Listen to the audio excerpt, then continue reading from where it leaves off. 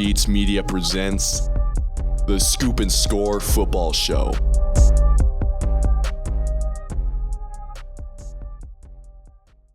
Hello, everybody.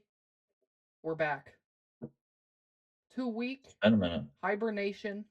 You know, it is cold outside. It is winter time. You gotta store fat right now because it is a little outside. But look, we're back here. Episode 17 of the Scoop and Score Football Show, brought to you by Ball N Beatz Media. Before we get into the content today, we've missed a lot. We're going to be covering a lot. You should subscribe to the channel. You should hit that push notification bell to stay up to date on all new videos. You should go follow us on our Instagram page or TikTok page. We go live every Monday night on TikTok at 10:30, 11 p.m., roughly around there, just to kind of do a recap of what's happened on the week before. And you know what else you should do? You should take a sip of that beautiful B&B water while you have it. Available at your nearest tap. Don't mind me. This one might be a little branded. So we're going to cover it up as much as we possibly can. As Spencer reaches for his drink, I'm going to ask him a question, so that way he has to answer it with his mouth full of water. Spencer, how was your last 2 weeks been? Good thumbs up. For people who are listening, he gave me a thumbs up, and he just said pretty good. Pretty good. Christmas, New Year's, all that fun stuff. It's a lot of fun, but now we're back to reality, okay? Snap back to reality. As Now it's basketball and hockey season, so we're chilling. The reality is it's always football season over here, and that's the difference. Oh, man. NFL playoffs are starting. College football playoff semifinal. We're here. You have the transfer portal heating up. We're going to start off, though. Now it is the end of the regular season in the NFL. Black Monday has come and gone. We had 7 head coach openings, but right before hitting record on here, we have an 8th with the Miami Dolphins firing Mike McDaniel. You have my beloved Cleveland Browns open. You also have the Atlanta Falcons. You have the Arizona Cardinals. You have the Baltimore Ravens, New York Giants, Las Vegas Raiders, and Tennessee Titans. 8 jobs currently, all available. Which one to you has to be the most attractive? There's one to me that stands out. I think a bunch of other people would say another, but the most enticing job's got to be Baltimore. I mean, you have Lamar Jackson, who's an MVP. You have Derrick Henry, who I know is getting older, but is still one of the best running backs of all time, honestly. Need a little bit of revamping to do on the defense, but with Todd Monken as the OC, I think you'll be fine if you're able to even keep him.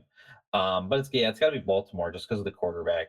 If you look at the other positions like Tennessee, and I mean, you could also say Vegas just because of the first overall pick, because you can really do anything, and that'll be like something that the new regime can like figure out if they want to draft Mendoza or if they want to trade down and kind of you know get draft capital and like sign somebody in the offseason. But I feel like it's got to be Baltimore just because of Lamar Jackson.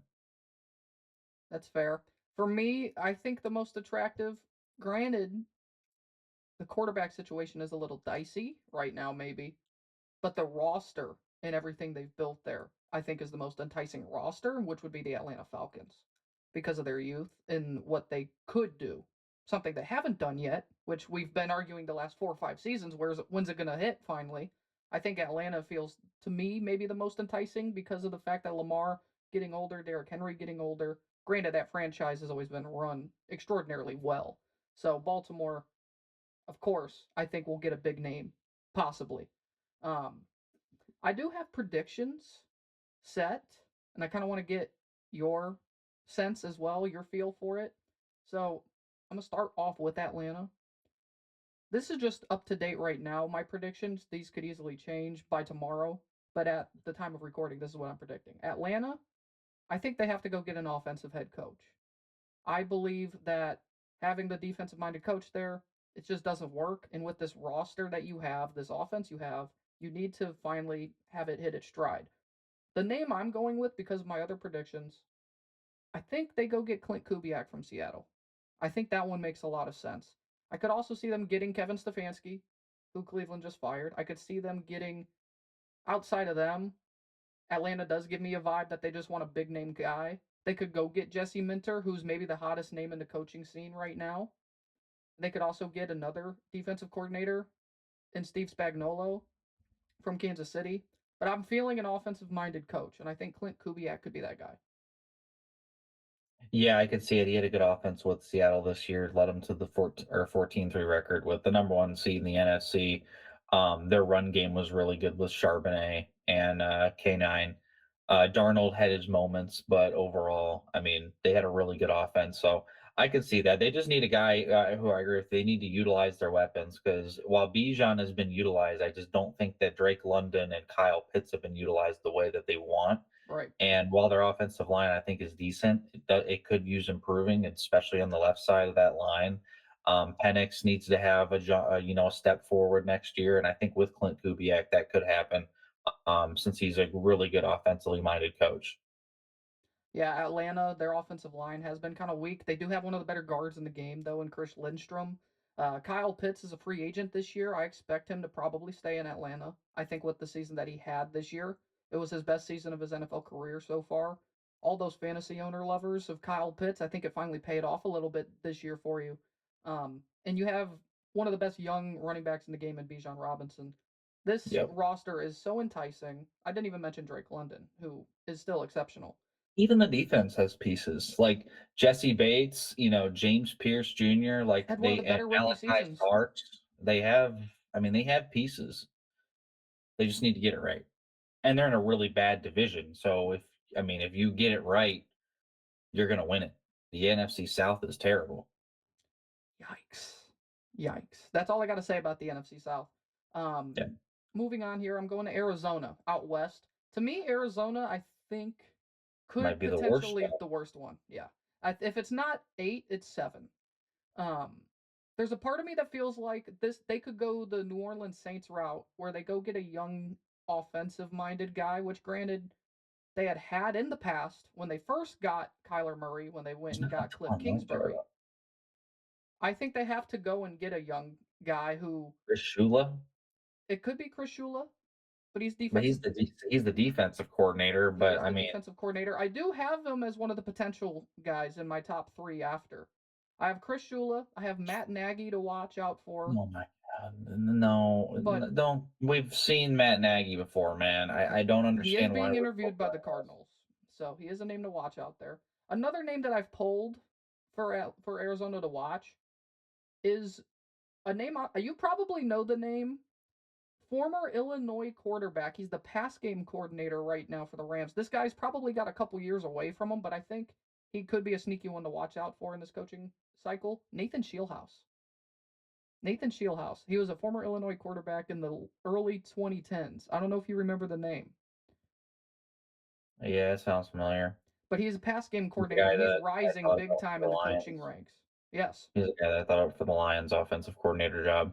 I think he could be a guy to watch out for head coaching in the next couple years. I wonder if he gets in one of these kind of coaching searches with like an Arizona, with a who knows, maybe like a Miami or something. They have, like, no pieces except Trey McBride, and I guess Marvin Harrison Jr., but even Marv hasn't looked good. No. The prediction I'm going for with Arizona, I'm going Joe Brady. I'm going Joe Brady from the Buffalo Bills, offensive coordinator. I think he gets a job this cycle finally.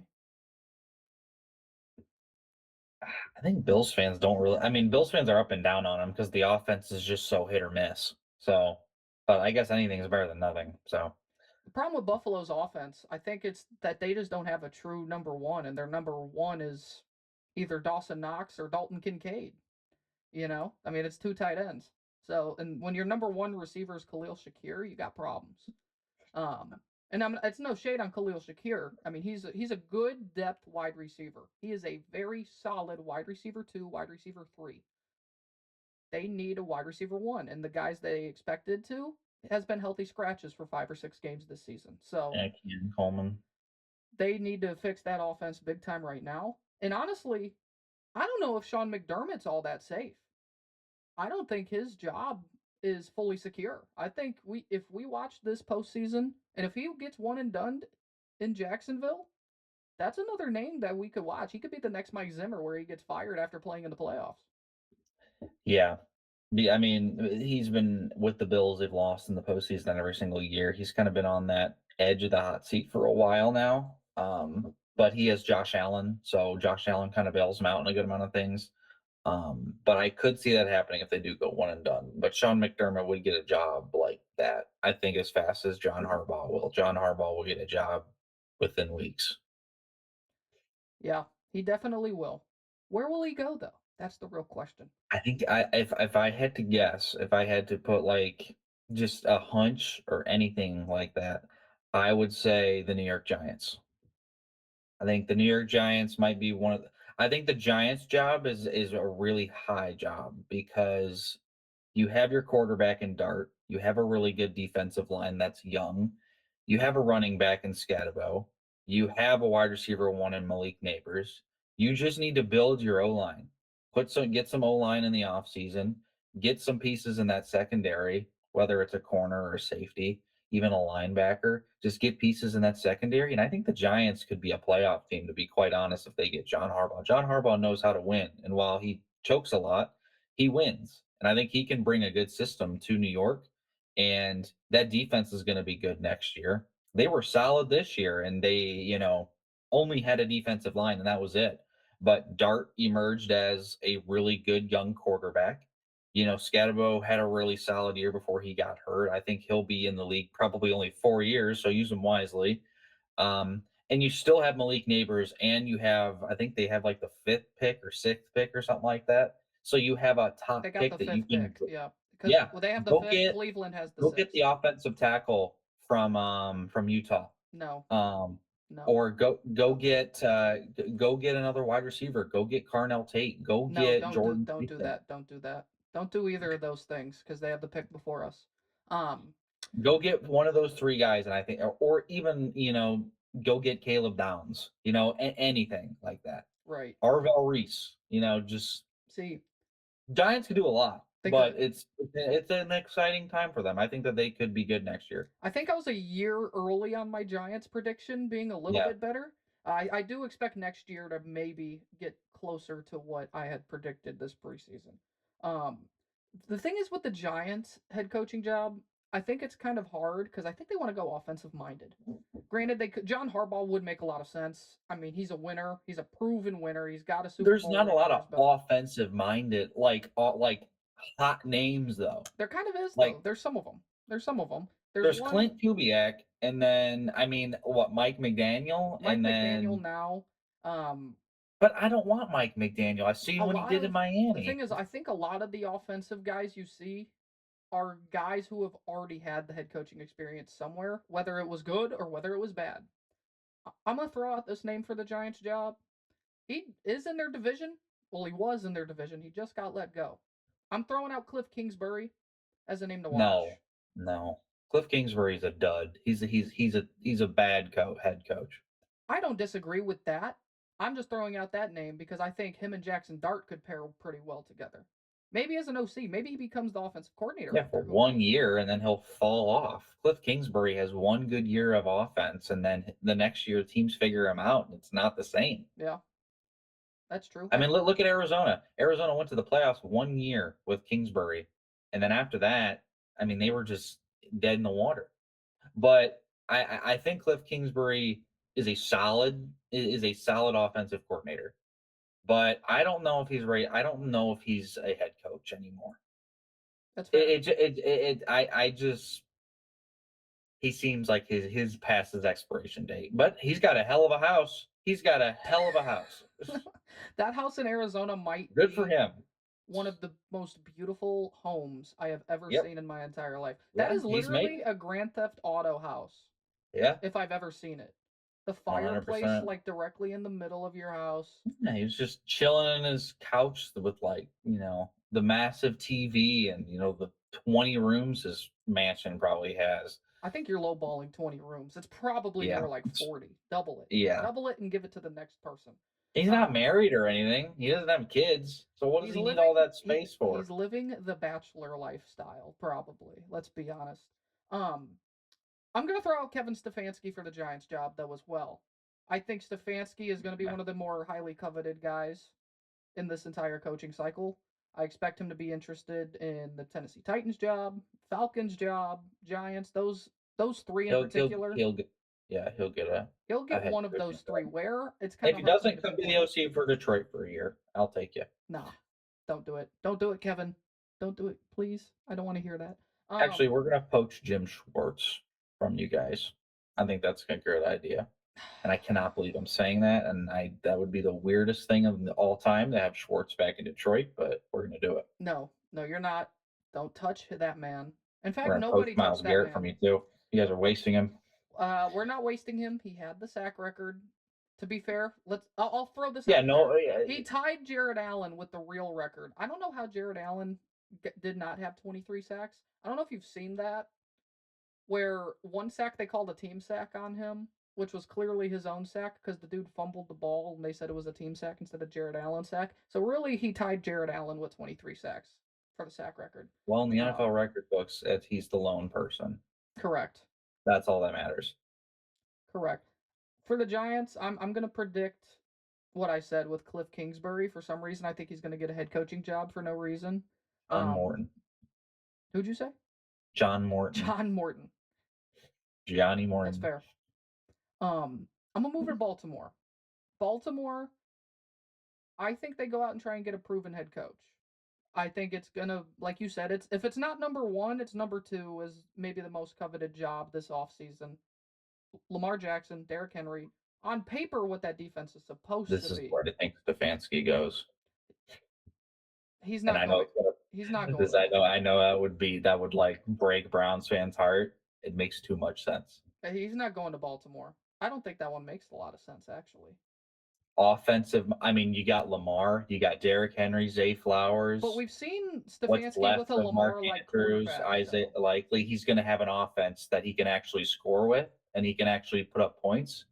And defensive wise, yeah, they need a little bit of help. I mean, mainly scheme, but Baltimore's defense, at least down the stretch, played a little better. It wasn't good this year. They do need to fix some things, but I think Stefanski here makes a ton of sense because offensive wise, I think he wants to go to a team that's ready to win offensively. And I don't think he wants to build. I mean, the Ravens have an offense probably for another year or two that's ready to win right now, and I think Stefanski he could build something there offensively, especially with Lamar, to where they can win the AFC North. Because the other jobs, like I don't know if he really wants to go through another rebuild or another development phase because he did that with Cleveland, and I think he just wants to win. To me, out of any of them, that makes the most sense with what you're saying there would be Atlanta. Um, I just don't see him staying in division in Baltimore. I think Baltimore is going to go out and get more of a. For some reason, they're going to get like a defensive minded coach. Jesse Minter, Brian Jesse Minter would Flores, make sense Jesse there too. Minter, Robert Sala. I think those are guys to watch. Coaching staff is getting head coaching jobs all over the place. Yeah, I think you. They should have just kept Mike McDonald. They should have just fired Yes. John Harbaugh a couple years ago. Right. They're looking at Seattle right now and they're like, why did we not make this decision Defense is sooner? unbelievable in Seattle. It, Their that's their offense is good with Clint Kubiak, but it ain't anything special. right. I mean, it's What that, their but that defense is defensive doing line, and they don't completely. have like a superstar on that defense. They really don't. Devin I mean, Weatherspoon. you got Devin Witherspoon's not a superstar, but you got Leonard Williams who's having a really good year for that defensive line. He hasn't been this You good in got 6 years. Nick Monteorier. I mean, they're showing up, man. Emin might be a superstar in the making, though. Genuinely, Maybe he's up there. Um, it makes no sense because this was the question when we were doing our preseason predictions. My question mark was that defense in Seattle. it's It's it's the best defense in the league. it's one of, if not the best in the league. I think there's others that could have the argument, but they're up there. They're easily in the top three right now. It's nasty what they're doing. Um, and Baltimore's like, why? Why did we let this man walk out of our building? There's a lot of places that are regretting getting rid of assistant coaches. You look at Tampa Bay and get leaving, or Liam Cohen. Um, people can say the Lions. The Lions had a really good offense. with Ben Johnson, and they had a really good offense without Ben Johnson this year. So I'm not going to go that far yet. We'll see what happens who they fire or who they hire as their offensive coordinator. But yeah, like Baltimore with Mike McDonald, Tampa Bay with Liam Cohen. I mean, they had Liam Cohen and Dave Canales in Tampa Yep. Bay back to back, and now it's in Tampa Bay. Hoofda. They I think there's a oh man, lot of there's pressure a next lot of year. question marks in Tampa Bay. Todd Bowles is Is easily Baker on the still the hot seat next guy? year. I mean, like he signed the contract, but like he looked really bad down the stretch. I mean, I don't know if he's got that shoulder injury again, like he had in Cleveland, and maybe that was what was going on. But like, he looked like Ladder Brown's Baker Mayfield towards the end. Yeah, he did. And it was not pretty. Where'd they go? They were what, 5 or 6 and They were 2? 5-1 5 and 1 heading and into the finished 8 and Lions 9. game. They lost to the Lions, and then I think they were I 6 and think 2. I think they were 6 and 2 and finished 8 and 9. Or they went 2 and 7 the remainder of the year. yeah, they were terrible. It was abysmal. Buka came back and wasn't necessarily the same to end the Nope, rookie year. Um, their offense in general, period, wasn't the same. sputtered. And Bucky Irving wasn't really that all that big of a influence. Mike Evans, I mean, when he came back, their offense just wasn't right, and their defense didn't play awful per se, but like they weren't good either. I mean, yeah, there's a lot of question marks in Tampa Bay. for Baltimore, I'm predicting Robert Saleh because I believe he's going to get a head coaching job again this coaching cycle. And I think they are going to go and try and get a guy who's already been a head coach. And I believe Saleh kind of got done dirty by the Jets when he got fired. I don't think he deserved to be fired when he was. People, I will say this, he got a lot of hate, a lot, when he was there. And he was a much better head coach than he was ever given credit. I believe he would thrive in Baltimore, personally, with the roster they have built. And if he goes out and gets a nice, proven offensive coordinator to build with Lamar Jackson, I think Saleh is a much better head Well, coach they than he's have ever Todd gotten Monk. credit. They already They, have I Todd think Monken, but I I don't think think Todd Monken is going to be there next year. I don't either. I think that they're going to lose him, but if they do keep him, that would be. I think that's what the head coach, whoever for Baltimore is going to try to do first off. I think Jesse Minter here. I think you're. I agree with you. Like a defensive minded coach. What Robert Saleh's done in San Francisco this year. I mean, it's been really really good. Seeing as all the injuries they've had. Now the defense hasn't been amazing because of all the injuries. They did give up 38 to the Bears. But I mean, they have like it's like You this the thought the Lions of Lions you last thought you year. thought the Lions It's had yeah, practice squad players? The San Francisco 49ers literally dude. I can't have name a single player fry on the cooks. Niners defensive side right now. Like they're all guys I've never heard of, or guys I'm like, wait, he's still in the league. And Salah's done a really good job. I think I don't know if Salah will get a head coaching job right away. I think that'd be like something maybe for the next head coaching cycle. I think he'll want to stay in San Francisco one more year. Baltimore, maybe it would make sense. I do think there's a defensive minded coach, but I think Jesse Minter, um, with that Michigan defensive coaching tree, with how it was with Mike McDonald, and now they're going to bring in Jesse Minter. I think they would make sense. But I do agree. I think defense is what they're going to either defense or offense. And I like Kevin Stefanski for Baltimore, and I like Jesse Minter for Baltimore. Either one of those two. I've got Jesse Minter down as another name to watch for Baltimore as well. I think Brian Flores is a name that could be in this one. I believe also because I feel like they could go get a proven head coach. I think Mike McCarthy could be in this one for Baltimore. I'm not saying it makes a lot of sense. I like Mike McCarthy somewhere else more than Baltimore, but I think him in Baltimore I'd go to like is the one to watch. Raiders or something. The name Jesse Minter, since you brought it up, I like Jesse Minter for Las Vegas. And now I understand Las Vegas might want an offensive minded coach. Here's the problem they're on their fourth head coach in a row, literally in a Mm-hmm. row. They need something The Pete young. Carroll thing was never going to work. It was never going to work. They had Pete Carroll. No. You had Antonio Pierce, who probably should have gotten a little more time than he did. I agree. I mean, he took him to the. Was it him? No, It was Pierce. no, it was the other interim because Rich it was Bisaccia. Rich Bisaccia, who took him to the playoffs in 21. And then they hired That's Josh when they lost to the McDaniels. Bengals. Yeah. Because you had John Gruden leave, you had Rich Bisaccia come in, then you had Josh McDaniels for one season out. You had Antonio Pierce come in as the interim head coach and did really well and got the head coaching job. He's out. Then you had Pete Carroll one year. He's out. I like Jesse Minter because it's the Raiders are trying to go get a splash. That's been out there. That's pretty well known. They want a splash as their next head coach, and a guy that is probably the hottest name in the coaching search is Jesse Minter, and they need something that I feel like could try and keep Max Crosby. You have the number one overall pick. And if you go get a guy, I mean, I think it's pretty evident the Raiders are probably going to have Mendoza as their quarterback next year. Once we get to mock draft season, I think that's the one you can write in, possibly. Maybe it's Dante Moore. Who knows? We'll see. There's and Dante Moore's up there too. I feel like it's probably Mendoza right now, but we'll get there at a later date.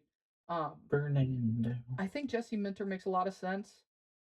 John Harbaugh could actually be in this one because think about it. Why not have the Harbaugh rivalry in the AFC West? I think Harbaugh makes a lot of sense for Las Vegas as well. Chris Shula, maybe. Brian That was Flores, mine. maybe. And Chris Shula was mine. I keep hearing Brian Flores for Vegas right now too. It'll be intriguing to see what direction they go. But I just feel like Jesse Minter might end up being the guy. Chris Shula's on that list though too. I think he's pretty high up on their board. Yep. And then let's see here. I'm gonna go to Tennessee real quick. We have one more to talk about, which is Miami, which just happened. But Tennessee, you've got a young quarterback in Cam Ward. You don't have much else. You do have Jeffrey Simmons on that defensive line. It's a big time rebuild in Tennessee. I think you have to try and get an offensive minded coach to pair with your quarterback. I could see Tennessee trying to get like Todd Monken or Clint Kubiak as an offensive coordinator to become the head coach. I could see a Joe Brady possibility here. I could see if they're really, really begging for it, Kevin Stefanski. Yep. And in fact, I'm going to predict Kevin Stefanski as of right now to be the Tennessee Titans head coach. However, I think some of these other names realistically could be more in play as we learn more about that job. But they got to get it right. It did not work at all with Coach Callahan right away, and now you have to find the right guy, or else Tennessee just continues to implode on itself like they have the last 5 years. Pretty much.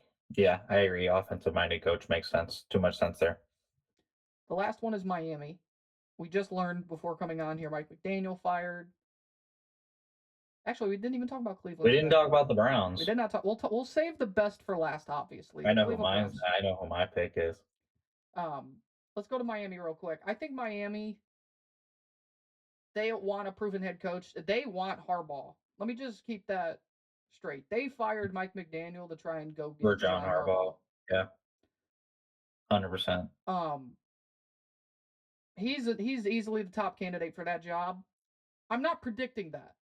I don't think he wants to go there because that's like they don't have a quarterback. They're getting rid of Tua, so I mean, Tua himself said in an interview or when they were doing like press conference after the season, dude asked him, he was like, "Would a new start be good for you?" He said, "That would be dope." Like the writing's on the. We all know exactly. It's done. We all know it's done in Miami. They don't have like a top pick to where they can draft like a big like either Dante Moore or even Mendoza. Like that would not happen. But I mean, maybe a Ty Simpson. I don't know. I think that maybe this is where Malik Willis can sign, maybe for a year, see what he can do. And I'll tell you this: Malik Willis is going to make serious money this offseason because of the demand and the lack of. I wasn't wrong. I was just late on Malik Willis. See, I wanted him in 2022. It's basically you should have kept that same energy the whole time, like Colin Cowherd did with Sam Darnold for like 6 seasons until it popped off. I wasn't wrong. I was just late. It happens. No, I was just early. Yeah, you were just way too early.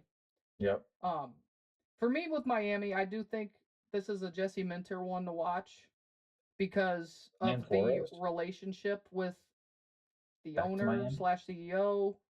You gotta remember Stephen Ross. Michigan person is tied to that program or tied to that organization in Miami. Yeah. That's why I feel like the Harbaugh connection could also work. Brother of Jim Harbaugh. So those are names to watch. I also think they could go out and get a defensive minded head coach to kind of go back towards the Brian Flores esque days a little bit pre Mike McDaniel. One guy I'm kind of circling, Vance Joseph, Denver Broncos defensive coordinator. It wasn't great the first time he was a head coach. However, I think he could get a second crack at it. And he's getting interviews. So I feel like Vance Joseph could be end up being the guy. I like Brian Flores here. Mainly because I want him out of my division, but I like Not Brian Brian Flores Flores going back to back to Miami. Miami. Yeah. Yeah, Second opportunity. it's understandable. It's understandable. I don't see that happening though. There's no way. I mean, he did sue the he sued the organization. I don't see that happening. Hey man, money talks. I don't think. Why would they give him money? They've given him enough money, Vance literally in Joseph settlement. is this has like been the 1 year his defense has been good. Which is Vance exactly Joseph why. has just been he's been the cycle of defensive coordinators for years. Like Which he's is just exactly why he's going to get a head coaching opportunity somewhere. to a That's how it team with works. no defensive players. Correct. Correct. They do Okay. have Kenneth Grant and Minka's back. No. Oh please, Minka Fitzpatrick in the big 2026. You hate to see it, right? Um, and now to the best job available on the market. It's not really the best job, but I will say It's high-ish. Top I half. think it's mid. I think it's right in the middle Top half. Yeah. because of the rookie class. What the rookie class has done for Cleveland, if this rookie class didn't exist, it probably would be the worst job. Yep. But with Carson Schlesinger, who's probably going to win Defensive Rookie of the Year, with Harold Fannin Jr. coming on, Quinshon Judkins, yeah, he did break his leg and everything, but his A rough return, year for defensive rookies. it was a very rough year for defensive rookies because you have James Pierce Jr. who came on towards the second half of the year, ended the year with 10.5 sacks, but he'll probably still finish second because Schlesinger absolutely dominated this year with like Yep. 150 tackles. He was nuts. He's a top 5 in tackles in the NFL, top 3 I think even. Cleveland, there's a couple names. I do think now with Mike McDaniel being fired, he's been kind of circled for the last month as a guy Cleveland could go after. And in fact, I think if you want Jim Schwartz to stay around for Cleveland, there's two things you do. Either one, you do elevate him to head coach, or two, No. I'm not saying No. do it. I'm experienced, buddy. You don't want that. I understand why you don't want that, but I do feel like it's coming eventually where he gets a second opportunity. One, you do that, you elevate him to head coach, or two, you go get an offensive minded head football coach. Or you go get a proven guy who has been a head coach with ties to the Cleveland area, i.e., John Harbaugh, who's the name to watch for Cleveland as well. You don't think John Harbaugh doesn't want to play Baltimore twice a year? I think I he don't know does. about this roster, but Maybe I not mean, with this hey, roster, but with Myles Garrett on the other side of the ball. I think it's as simple as you're just gonna just go hire a proven winner, go hire a guy who turns programs around, who hasn't been a head coach for too long, but he's done really, really, really insane things as a head coach. Ryan Day. Go hire Kurt Signetti.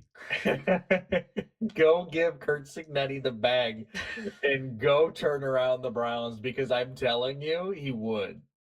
The Browns would be a playoff team in year one under Kurt Signetti. I'm just convinced with Signetti that like he could go to he could go to the 2008 Lions or like the 2017 Browns and like get them like 6 wins. Like that doesn't matter. The dude's a psychopath.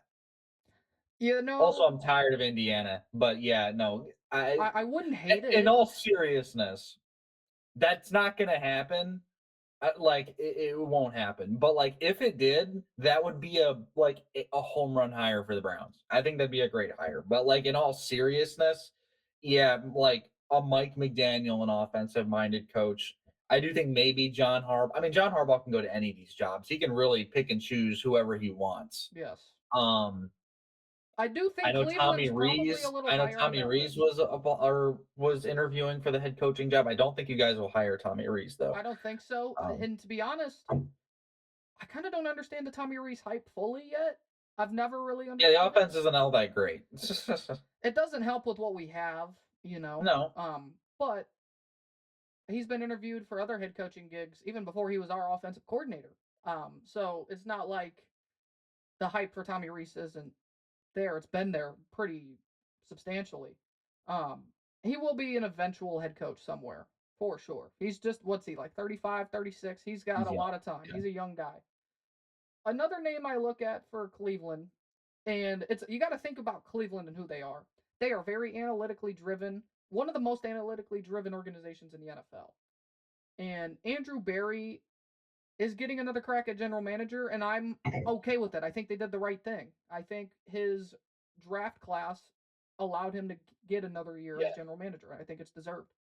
Um, a guy to watch is in our division, Cincinnati Bengals offensive coordinator Dan Pritchard. That's a random name I'm throwing out there who could randomly be the next Kevin Stefanski, where it's like, oh, we're hiring this guy. Offense was good even under Flacco. I'm just saying, Dan Pritchard is a name to watch in this coaching search. I think he might be higher on the list than people want to talk about when it comes to Cleveland. And I know one thing about Cleveland, they are going to be patient. They're not going to hire their guy right away. In fact, they might be one of the last ones to hire their guy, I think. I don't think they're going to act quick. Other of these franchises are going to act quick. I don't see Cleveland doing that. My prediction right now, I'm going John Harbaugh for the Cleveland Browns. And the reason why is the fact of his family ties to Northeast Ohio, is the fact that he would be able to play Baltimore twice a year, is the fact that Cleveland needs to do the Uno reverse card on all the Baltimore propaganda, all the Baltimore driven, you know, we leave Cleveland to go to Baltimore and we win Super Bowls there. And then it's like the payback circles back, and John Harbaugh is then the head coach of the Cleveland Browns in the same division. And it's just a incestual pool in the AFC North, if you will. It kind of is, where they're all the Cleveland Browns, and then there's Pittsburgh. So John Harbaugh, he's my prediction right now. I think that could change. I think Mike McDaniel is a serious player. I think Dan Pritchard, like I said, is probably much higher up the list than people want to give credit. But if it is a throwaway season, if on paper you're like, okay, let's just throw 2026 out and we're just going to try and really just rebuild this from scratch, I do think Jim Schwartz is more a serious candidate in that situation. Yeah. I guess we'll have to see. We will have to see. And while we're at it, you should subscribe to the channel, of course. And you should get a sip of your non-branded B&B water. Real quick. I know this is just like it's not off topic, but it's about college football and the Yes. transfer portal. And we're gonna talk about it later, or we can talk about it now. Like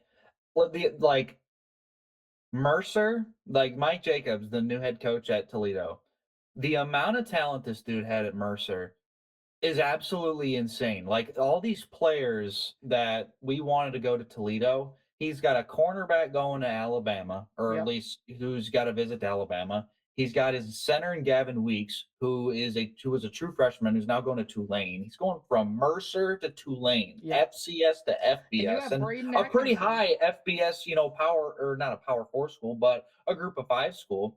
He's got Braden Atkinson, who I wanted so badly to be at Toledo. And that's not going to happen because the kid's either going to be backing up CJ Carr at Notre Dame, or he's going to be starting at like Syracuse or Boston College, like a lower-ish level Power 4 school.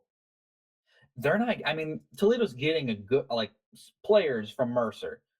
But the amount of talent that this dude had at Mercer, when you think about it, it's like every other day there's a new guy who's going to a Power 4 visit. It's insane. So that's a very good sign for the Toledo Rockets. It shows that this dude's able to go out He there can and find the develop talent. like no tomorrow. Holy cow. I mean, it Yes. was a corner who's going to Alabama. Mercer to Alabama. Yes, that's nuts. That's nuts. So it just That's goes to nuts. show You never Toledo see got their that. guy. Toledo really got Yes. their guy. I I will feel throw really out, good with Mike Jacobs. I I'm really I'm do. going to throw out this name. And you and I have already talked off air about it a little bit. I think I texted it to you a couple days ago. Yep. Teron Dickens, quarterback of Western Carolina. He's been offered by Yeah. the Toledo Rockets. And I told you about him a month, 2 months ago. 38 touchdowns, 2 interceptions. 38 That's touchdowns, 2 nuts. interceptions. This dude is nuts. If they can get Teron Dickens, he's also had a visit to Syracuse as well. So it'll be intriguing to see what happens there with Teron Dickens. Maybe he goes to a bigger program as well. But Toledo's offered him. If they can try and get Teron Dickens, I think Toledo right away could be still towards the top of the MAC next year. My favorite get in their transfer portal might be the running back and CJ Miller that they got from Mercer. CJ He Miller, had Hutchinson as well, the safety. Yeah, he averaged like 5.5 a carry. He was a sophomore, I believe, last year. He had 900 some yards and like 100 some carries. He had a really good year. Um, I really like where Mike Jacobs is going to take this program. I just want to see the quarterback next year because Caleb Osborne is transferring to UConn. So Everyone's dang it, we going. ain't got no Everyone is quarterback. going to Is John Allen source. Richter still there? Alan Richter is still currently. He hasn't made his decision yet, though. Yeah, That doesn't mean he won't, because he still has until the 16th. he's not going to He's got start. 8 days. Yeah. He could realistically be the starter if he does stay, though. It will be intriguing. I don't, maybe. I don't think so, but You never know. You yeah, never know. never know. Let's go real quickly. NFL playoffs start this weekend, and we do have our brackets set. So people will see our full brackets. And in fact, they'll see everyone's bracket from Ball N Beatz Media, everyone that's been on the show before. We all have our brackets ready and up to go. But, Spencer, let's start with the AFC side. And let's predict the AFC side, go to the NFC side, and then our Super Bowl prediction. You start with the AFC. Okay. First game, New England, Los Angeles. I think this could be a sneaky good game. I think LA has a lot to prove, especially, with Justin Herbert. Seeing as, the last time he was in a playoff game, he blew a 30-0 lead or Right. 31-0 lead. Yeah, I think the Chargers have a better team this year. My problem is I can't trust their offensive line with the injuries that they've had, and this New England team is something different. And Drake May has gone to a whole nother level with Mike Vrabel. So I have New England, the 2 seed, beating LA as the 7 seed, and moving on to the divisional round. Jacksonville and Buffalo. This is a really interesting matchup. This might be the toughest matchup, at least for me, It in the is the first toughest. round. Because I can see this going either way. I think Jacksonville's had an unbelievable. They're like the most not talked about team who won 13 games like ever. Like no one's talking about the Jags, and they went 13-4 this year. The problem is everyone's now predicting them to go far. It's either they're predicting them to go far or they're Now they predicting are, Buffalo to yeah. go far. That's I mean, the they went problem. to Denver. They went to Denver and just bopped the Broncos a Yep. couple weeks ago. And then you got the Bills, who obviously, we know the storyline with the Bills every year with the fact that they never beat the Chiefs, that Josh Allen, he's unbelievable in the playoffs, but his, kryptonite's Patrick Mahomes, and they always find issues in, either the AFC divisional or the AFC championship. Well, there's no Mahomes in this playoffs. I think the Bills upset the Jaguars in Jacksonville. I think the Bills are just more experienced. I also think the Bills need it more. I think Sean McDermott needs it like no other coach in this league right now to get a playoff win, because if he loses, kind of like we talked about, he could be on the hot seat. I think the Bills go to Jacksonville, the 6 seed, upset the Jaguars, the 3rd seed, and Houston, Pittsburgh. It's got to be the Texans. The Texans are on playing unbelievable right now, especially defensively. Pittsburgh snuck in. They got really lucky that Tyler Loop missed that field goal, and they got in. But it's the Steelers. Every year they do this. They make at least when they make the playoffs. They haven't made a run since Ben Roethlisberger, and yeah, I'm taking the Texans. That defense is absolutely nasty. In the divisional round, I have Buffalo at Denver and Houston at New England. I'll start with Houston, New England. Uh, I'm going with the Patriots. This team is, especially defensively, they're playing a lot better, and offensively, you have, I think, the MVP runner up in Drake May. I think Stafford's got it locked. Um, but I have the Patriots being the Texans. The Texans offense to me just isn't that good. And Nico Collins, I don't is he playing? Because he got hurt. I'm pretty certain he's going to be available here in the He's postseason. going to be available. Okay. The Texans offense to me, they don't look great.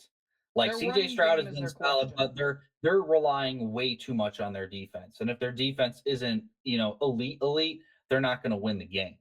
But I'm going to pick the Patriots to beat the Texans. I think, Vrabel submitting his case to be the coach of the year.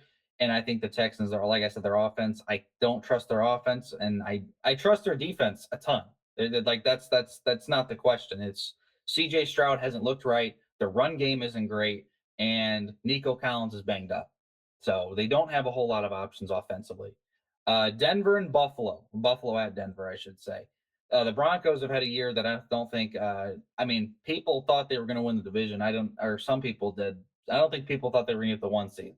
Um, like I said, defense in the AFC, it's been a bunch of really good defenses. New England, Houston, Denver, a lot of really good defenses this year in the AFC. Even Jacksonville. Jacksonville's had a really good defense. Josh Allen, to me, this is a make or break year for the Bills. Like, this is a year that the Bills absolutely need to make a run. They have to find a way because Sean, like I said, Sean McDermott is on. He's not on the hot seat, but like if he doesn't have a playoff run, if they don't go far in this postseason, there's going to start to be rumors about Sean McDermott, especially with John Harbaugh still available. If the Bills lose like right away, I wouldn't be shocked if you say, "Hey, maybe John Harbaugh, maybe we should give a shot to him." Yeah. But Josh Allen is a one of one type of player. The Denver Broncos, while they have an elite defense, I don't trust Bo Nix. I really don't. Bo Nix has been way too inconsistent this year, and I can't trust him. Their weapons in Denver, they have some, like they have Cortland Sutton, RJ Harvey. They have some decent weapons. They probably have better weapons than the Bills, with just James Cook and Khalil Shakir. But I like Josh. Josh Allen finds ways to win playoff games when it's not or when it's just not the Chiefs. So I think the Bills are going to go into Denver, and I think they're going to upset the Broncos, and I think that we're going to have an AFC East, AFC Championship game with Buffalo at New England, and with that, I think this is finally the time that the Bills break through. I think it's time. I think Josh Allen, he's been playing at an elite level this year. He plays an elite level every year.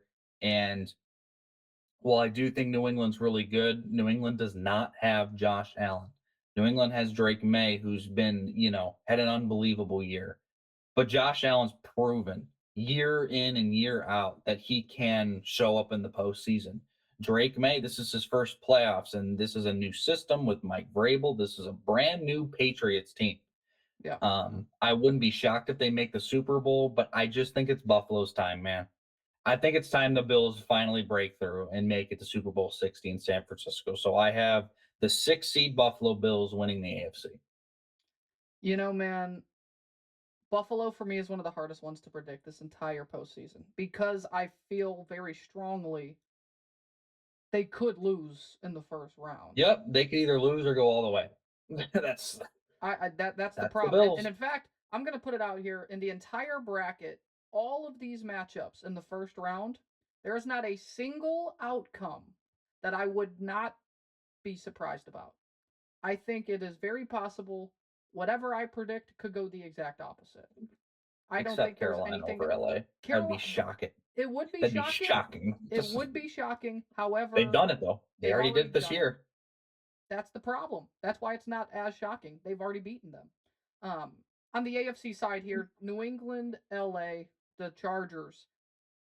If they were healthy, dude, if the Chargers were healthy all season, I think my prediction of them winning the AFC West would have happened. This team, to me, is almost better than Denver. Um, with what they've had to deal with this year, Justin Herbert has been absolutely exceptional. This has been probably his best year in the NFL simply because of the circumstance. The Chargers, to me, could easily win this game in Foxborough. It would not shock me at all. I am going New England to win. I just trust Mike Vrabel in this situation. I trust that home environment in Foxborough. I'm going with New England to win. And then going to Jacksonville and Buffalo, you are right. This is the hardest one, I think, to predict at all in the entire first round. There's others as well. I think Philly, San Francisco could be a little hard. Chicago, Green Bay could be a little hard for folks as well. Jacksonville, Buffalo. You have Jacksonville, whose run defense is one of the best in the entire NFL. They stop the run better than almost anybody. Yep. And you have Buffalo, who has to run the ball, and they run the ball almost better than anybody. James Cook is having a career season. Their passing game is very sketchy. Khalil Shakir is their leading receiver this season. You have Dawson Knox and Dalton Kincaid at the tight end position. You do have Josh Allen, though. You do have Josh Allen, and it does help to have him as your quarterback. Trevor Lawrence is having an unbelievable season from comparing to whatever he's had all year, all career long. It's his best year. Um, this one's hard for me to predict. I'm leaning towards the Jags. I'm leaning towards Jacksonville to get it done at home, and a lot of questions being asked and answered in Buffalo afterwards. I do think if this goes the way I'm predicting it to, I do think Sean McDermott gets fired because of the coaches Yeah. available on the market. Yep. I do think it happens. So I have That would be number one for John Harbaugh if the Bills job opens up. I just have like it's Josh Allen. Yeah, right. And with that, I would have a New England Jacksonville matchup in the divisional round in the second. So the winner of Houston Pittsburgh goes on to play the Denver Broncos. Houston's defense, to me, is the best in the NFL. You could argue Seattle. You could argue Denver even. Denver's kind of slipped up a little bit here and there. I think Houston's defense is the best in the NFL. And no one's talking about the fact CJ Stroud has played in the playoffs every season he's been in the NFL. He gets a lot of hate. He gets a lot of crap on social media. His offensive line's actually played pretty good the last month. This is the best his offensive line's played all season long. Their running game, I am scared about the running game a little bit. Woody Marks has come along a little bit though. But it's Pittsburgh. I don't trust Pittsburgh. Aaron Rodgers, you never know. It's Aaron Rodgers. Who knows? Maybe he goes on a bit of a run here. That's not happening. Houston's defense is that dominant. Will Anderson Jr. and Daniil Hunter are going to get after Aaron Rodgers, and Houston's going to move on. So I have a divisional round of Denver at home against the Houston Texans, and I have Jacksonville going on the road to play the New England Patriots. I'm going to start with Houston and Denver. Two of the best defenses in the league. Two young quarterbacks. Bo Nix, CJ Stroud. Sean Payton, D'Amico Ryans. The job D'Amico Ryans has done in Houston, unreal. It's unreal. And what Sean Payton's been able to do quickly. You And start out 0-3, by the way. Like they were 0-3 people, and then 3-5. They were 3-5. then they finished 12 and 5. They have a 9-game winning streak coming into the postseason. Yep. I trust Houston's defense more than I trust Denver's defense, and I trust CJ Stroud more than I trust Bo Nix. I like Houston to move on to the AFC Championship, their first in franchise history. I think Houston is that good. They are playing probably the best football out of anyone coming into the postseason right now. They're also finally not playing at 4:30 on a Saturday on Wild Card Weekend. Exactly. It's the first time they're playing on Monday night. So that's kind of cool. Exactly. The last time they played on a Monday night, they beat Buffalo in the wild card round with Deshaun Watson. I'm just saying, it did happen the last time they played on a Monday night. So I'm going with the Houston Texans to make the AFC Championship game as the 5 seed. And down here in New England, Jacksonville, there's a part of me that really wants to take Jacksonville here. I can't, though. I cannot take Jacksonville because I trust Mike Vrabel and I trust this New England Patriots defense more to lock down Trevor Lawrence, and I trust Drake May in the offensive weapons around him just a little bit more than I do in Jacksonville. So I'm going to have the 2-seeded New England Patriots taking on the 5-seed Houston Texans in Foxborough in the AFC Championship game. And some people might call me crazy. I already know I'm crazy. I'm going Houston Texans to make the Super Bowl. I trust this defense more than I trust anything. Offense wins games, defense wins championships. If they can stop teams defensively and hold them to under like 17 points a game, I trust Houston to go on and beat anyone that's in their path almost.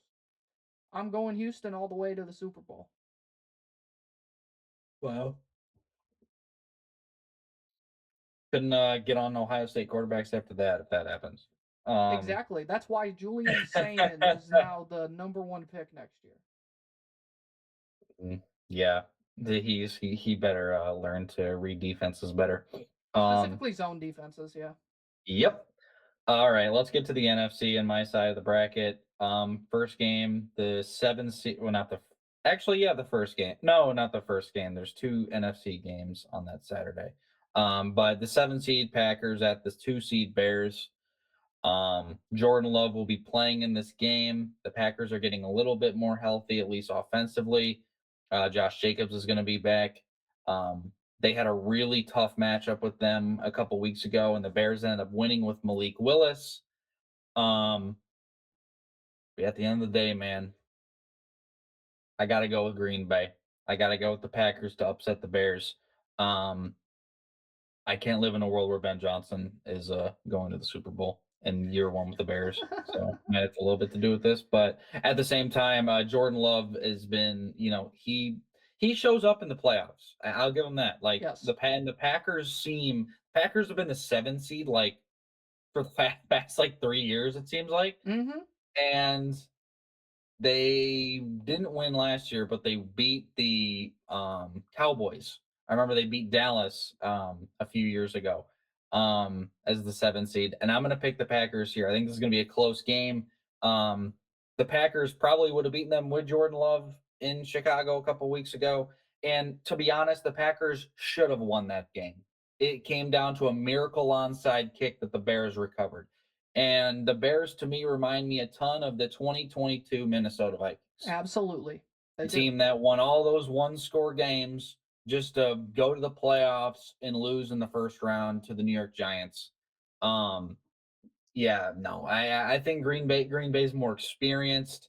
I think Matt LaFleur, and watch out because Matt LaFleur is another one of those Sean McDermott-esque type of coaches to where like it's been a couple like they've made the playoffs, but I know Packers fans aren't all that happy with Matt LaFleur. Right. And while I don't know if he's going to get fired even if he loses in the first, I think the seat's going to get a little warm. I think it is at least going to warm up a little bit. The heat's going to get turned up. But I think the Packers beat the Bears. And the Packers should have beaten them in Chicago a couple weeks ago. I think they beat them here. So the 7 seed moves on. The 3 seed Eagles and the 6 seed Niners. Niners have been an insane story. They could have had the 1 seed, but they fall all the way down to the 6, which is unbelievable to think about. And 3 seed Philly. Philly's offense has been up and down for a while. Let's be honest here. It's been bad. Actually, it's bad. It hasn't been great. Saquon has not been the Saquon of last year, and I don't think any of us expected him to be as good as he was last year. He got over 2,000 rushing yards, but he hasn't even been like a fraction of that. He's kind of been average. And they just gave him a raise last offseason. San Francisco's got so many injuries, man. And while I think it's a nice story, like the Niners have been nuts, but their defense is decimated to all hell.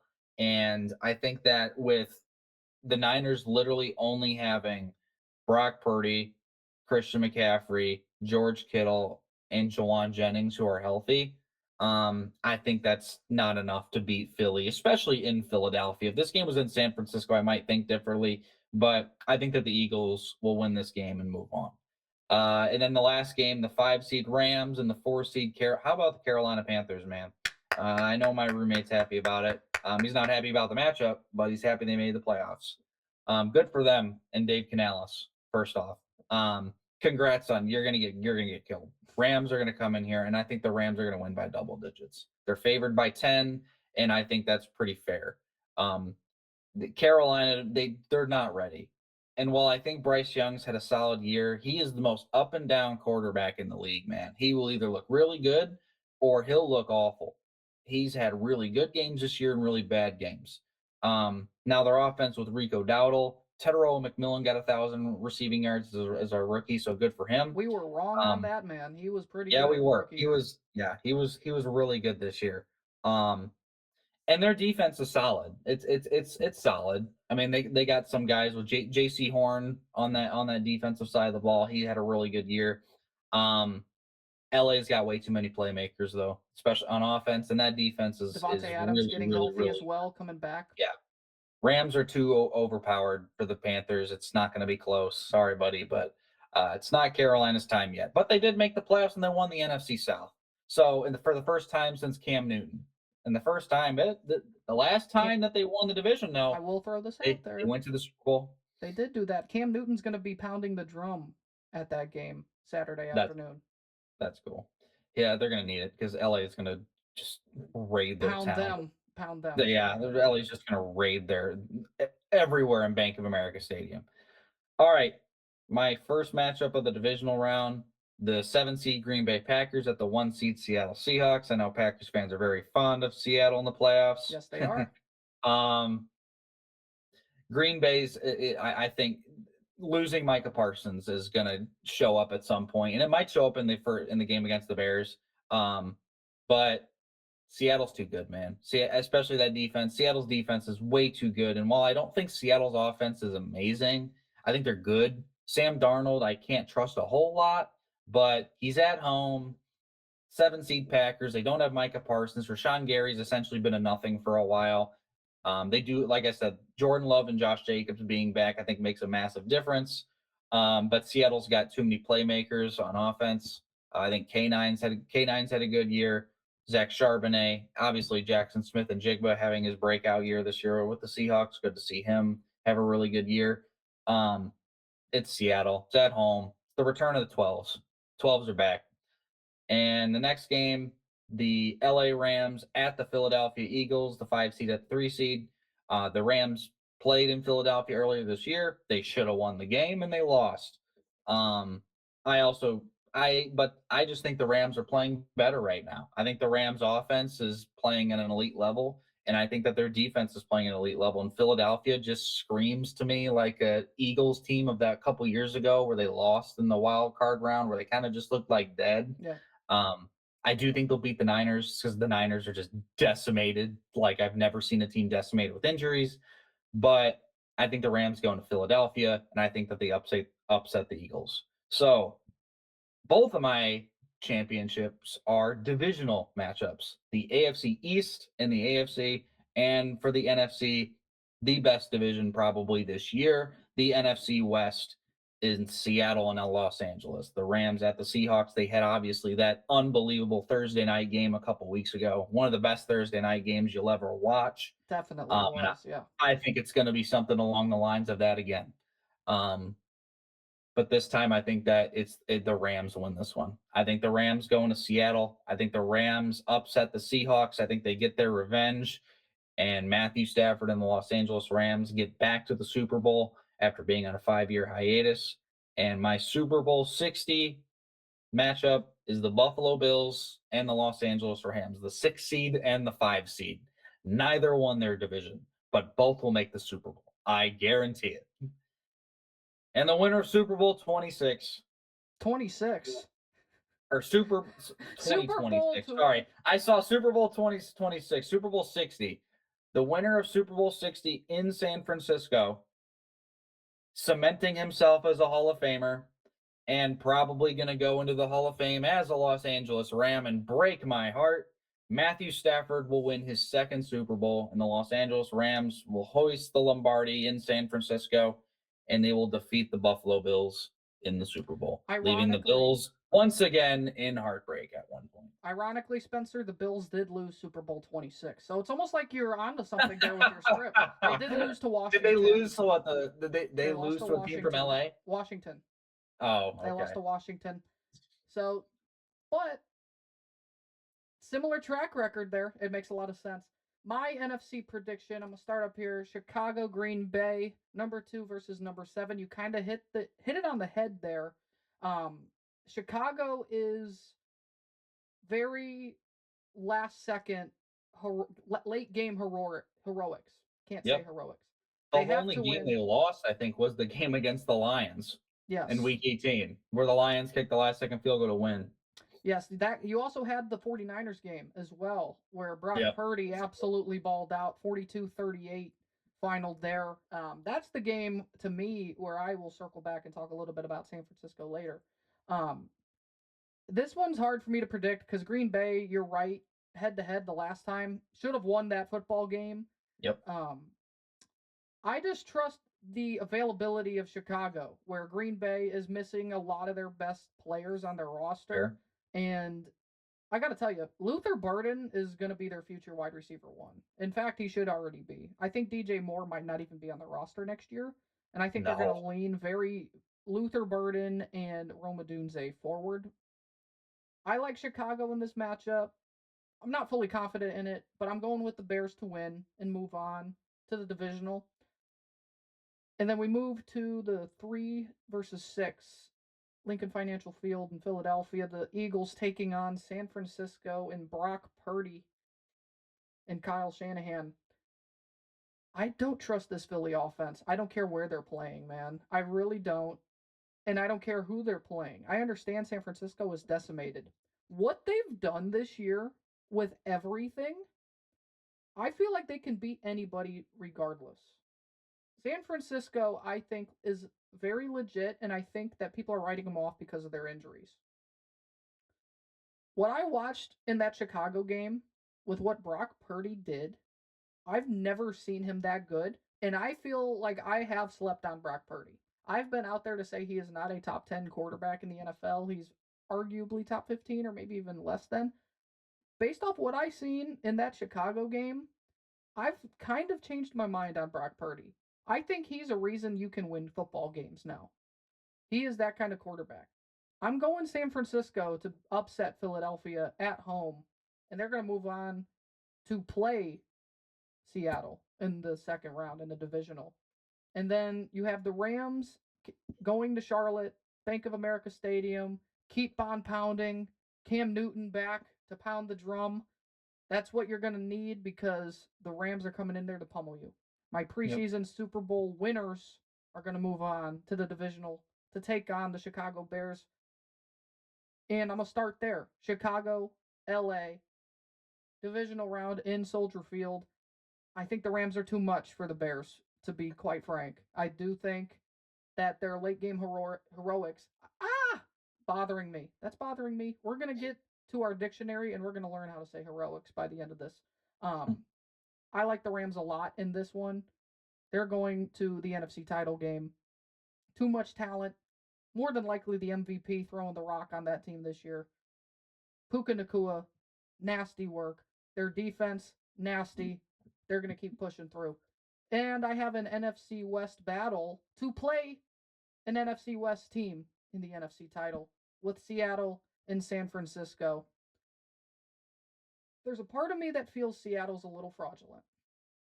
There's a part of me that feels it because I just can't quite trust Sam Darnold just yet.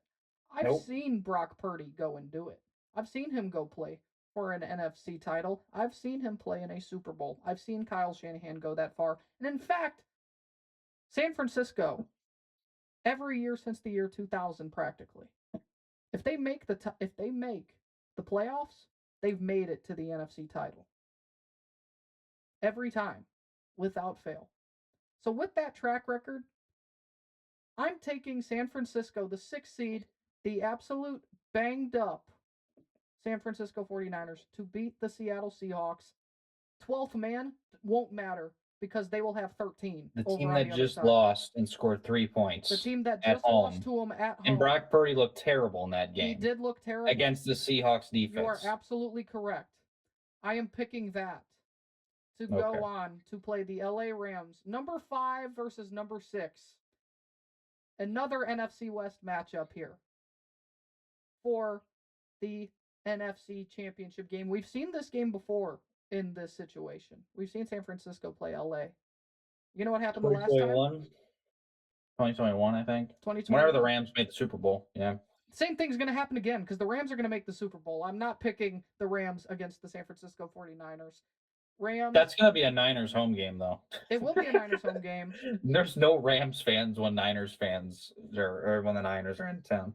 It happens, but that doesn't matter because the team on the field that's better is the LA Rams. And my preseason prediction is going to come to fruition. The Rams will play in Super Bowl 60, and they will take on the other 5th seed Houston Texans. I have 5 versus number 5. You have 5 versus 6. I have 5 versus 5.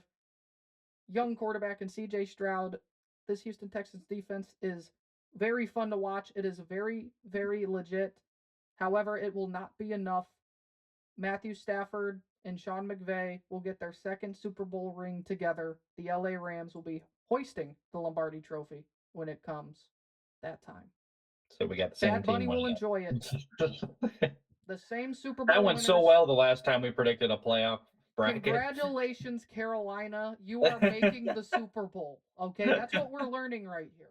We both predicted Ohio State to win the college football playoff. And since we're at it, this is a great transition. Look at your college football playoff semi matchups here. You have, obviously, Indiana versus Oregon. That makes sense. And then we look at the one that's happening later on this evening at the time of us recording, and oh, look, it's... Hold on. Let me adjust my glasses here.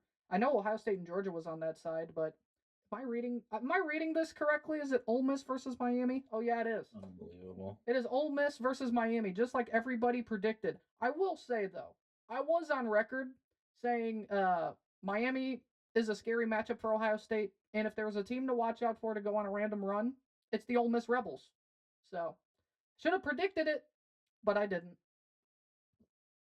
It's okay. Yeah, I guess I had a lot more confidence in the Buckeyes offense than I should have. That O-line, man. That O-line was a really big issue against Indiana. It was an even bigger issue against Miami. Julian Saint had no time to throw the ball half the time, and even when he didn't have a good game. Obviously, that pick 6 is inexcusable. That's a horrible, horrible, horrible, horrible, horrible, horrible play. Never throw that ball. And I also hate screen passes like that. I hate those because no one was blocking, for one, and 2, it was wide open. Like the linebacker just easily jumped the route, ran all the way down the sideline, pick 6, and then I'm like, okay, this game's probably over. And then I went to watch Stranger Things. I will with the say game real on. quick- I did have the game on. Real quick, Spencer, I don't mean to cut you off. I do have some breaking transfer portal news. DJ Lagway, he is going to be a Baylor Bear next year.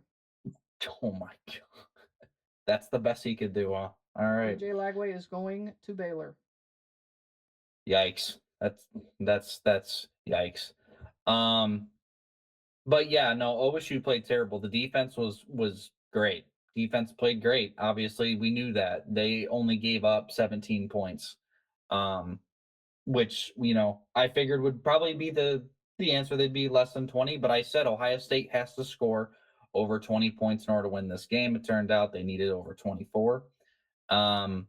Yeah, Sayin didn't have a good game. The offensive line didn't have a good game. They never got into a rhythm, and I think that the month off really got to them. And I mean, you could say the same for 3 other teams or 2 other teams, except Indiana. Indiana is just what the hell. But yeah, OSU played like shit. To be completely honest, like the offense was awful. You can't score 14 points in a playoff game like that. You just can't. That's ridiculous. And the amount of talent this team had, yeah, I think they could have won the national championship. I think a lot of people won. They were the favorite to win the national championship. And to lose in not in the first round, but to lose in the quarterfinals to a team that you probably shouldn't have lost to, and I'm not gonna. They shouldn't have lost to Miami. Like, Miami's a good team. They're not a great team. They got a good defense. They have a average offense with Carson Beck. And I will give a ton of credit to that passing game. And I'll give a ton of credit to the running game. I mean, Carson Beck didn't have a great game, but he didn't turn the ball over you. Julian Sain did. Um, the offense was awful. And the defense we all knew was going to show up, and they did. And the OSU's defense was phenomenal when they needed to be. They got stops, and they didn't look amazing at times, but they're bend but don't break. They only gave up 17 points. That should be The enough to win a problem game. is their offense also played bend but don't break. And the problem is They just weren't good. No, the offense just wasn't good. it, The offensive line was terrible again, and that's something yeah. that we talked about to where that was the one issue with like the entire Ohio State team, like the entire team was the offensive line. It wasn't amazing. It was decent, but wasn't amazing. Luke Montgomery is probably the best Miami, offensive lineman all year for the Buckeyes. yeah, and Miami just, I mean, they had pressure in their face all the time. Even the D line on Ohio State didn't Yeah. look good. Miami's O line was just pushing guys. Ruben Bain Jr. and Akeem Mesidor absolutely took over that football game. Ruben Bain Jr. might be my number one prospect when it's all said and done for this year's draft class. I am going to try and make a top 50 like I did last year and try and maybe figure it out. I think Ruben Bain's one of the top talents in this draft class. That dude is nasty. Yeah, he is, and I will give credit to Miami. I'm gonna give credit to that team. They played a great game. They played a lot better than I thought they would. I didn't think that. I think if OSU was gonna lose, it was gonna be to Georgia, and Georgia didn't even make it. Now you look back, they probably would have played Ole Miss. But Miami played a great game. Miami's defense stepped up when they needed to, and they made Julian Sain look pedestrian. And Jeremiah Smith had some big plays, but the run game never got going with Bo Jackson. The run game was not there. The O line didn't create any open space for him. And Julian Sain, he had a great year. I'm going to say he had a great year. But I am going to have some question marks going into next year about his decisions on throwing the ball, because that game, and especially the Indiana game, did not give me a whole lot of confidence in him against good defenses or against like elite defenses in those big games, He's because going to Ohio face a lot State next year. has an absolutely gauntlet schedule next year. And Sain's going to be the guy. No one's saying to bench Sain or anything like that. Go get a quarterback. That's not true at all. Sain had a really good year. But when he played elite defenses, OSU scored 14 against Texas. They scored 10 against Indiana, and they scored 14 against Miami. I mean, they won the games that they needed to show up. They really didn't. Their And methodical they did win approach. one of those games, but Yeah. it's something along the lines of, offensive play calling wasn't good either. I mean, stop running the ball if it's not working. You're throwing the ball. Jeremiah Smith's open. Stop with the screen plays. We got conservative Ryan Day. We didn't get Georgia, Peach Bowl Ryan Day from a couple years ago, where he was just, CJ Stroud was just slinging the ball. Their offense looked pedestrian. Miami's defense really showed up and played an elite level. So wasn't familiar with their game. I still think Ohio State probably should have won that game and overall, but they didn't. And Miami was the better team that day, and that's all that matters. And they're playing Ole Miss, and I still think that's going to be a great game. I It's going to still be an think amazing Miami game. Ole Miss is going to be a really fun game to watch. Do I think that either team is going to win the Natty? No, I think either of those teams is going to lose to either Oregon or Indiana, whoever wins the Peach Bowl. Yeah, that's the Peach Bowl. Yes. But I give credit to Miami, dude. They showed up, they showed out. OSU played like shit, and congrats to them. The U is possibly finally back. They're Maybe. back. They're back now. They've proven We'll see. We'll see. This matchup here. Let's just start and let's preview this. The Fiesta Bowl is between two of the best storylines for this offseason period coming into the postseason. Miami, people were like some people thought they didn't deserve a spot. They ended up getting that final, The final bid. They got bid. the final bid. And they deservedly so because of Yep. that head-to-head matchup against Notre Dame. And they got the chance, and they're taking the opportunity, and they're running with it right now. And then you look at Ole Miss. Lane Kiffin says, "Sayonara, I'm going to Baton Rouge." Dude, that performance from Trinidad Chambliss and against Georgia was something I've never seen. That might Like be one I of the haven't best seen quarterback performances in the entire CFP. I haven't seen era. that since Justin Fields lit up Clemson. Like that was unbelievable. That was an unbelievable performance from Trinidad Chambliss. He made a lot of money that night. Yes, he He did. made himself a lot of money He that made night. himself a lot of money just because of the fact, well, he might return to Ole Miss. At least that's what it appears if he gets an extra year of eligibility and the NCAA And writes think off on about it. this, like, where Ole Miss had all this stuff going on with Lane Kiffin, and they still do with their coaches, like being poached by LSU. And like, I don't know if they're going to be playing in the semifinals. Kind of need them back at LSU. It's like, just let them go. I hope Ole Miss, wins this game because I think it's an unbelievable credit to them about the adversity that they were going to. And Pete Golding, I mean, Pete Golding having to like kind of, tame the fire. Like a lot of stuff's been going on. I also don't really want to see Miami have a home game in the national championship. I think that's kind of ridiculous if that happens. But I mean, Miami fans don't show up anyway to their own stadium. So, They might but show up if they play for a national title a little bit. absolutely they would. But if you look in the regular season, they got the number 2 team in the country. It's like half the stadium's empty. It's like ridiculous. But no, for a national championship, yeah, they better show up. But this is still gonna be a good game. Like people are like, oh, OSU Georgia, yeah, that would have been really nice. And I love how we kind of all penciled that in, and the exact opposite happened. It's kind of nuts. Um, but I still College think it's gonna be a football. great game. But it's not Oh, gonna it's be beautiful. it's not gonna be Oregon, Indiana. Oregon, Indiana is the one I'm looking forward to the most. Quite honestly, I think I am looking forward maybe a little bit more to this one simply because of the storyline aspect. Because either way you slice it, whoever makes the national championship, you could argue had, just a month ago, everyone was like, there's no reason for either of them to make it. Because Ole Miss, you lose their head coach, and Lane Kiffin It's left with the expectation that this week he would have his coaching staff in Baton Rouge. Let's just be honest. He left Yep. because he did not think they could beat Georgia. Yep. He left Yeah. because he No, didn't think he could 100%. win a national championship. And they're at this point.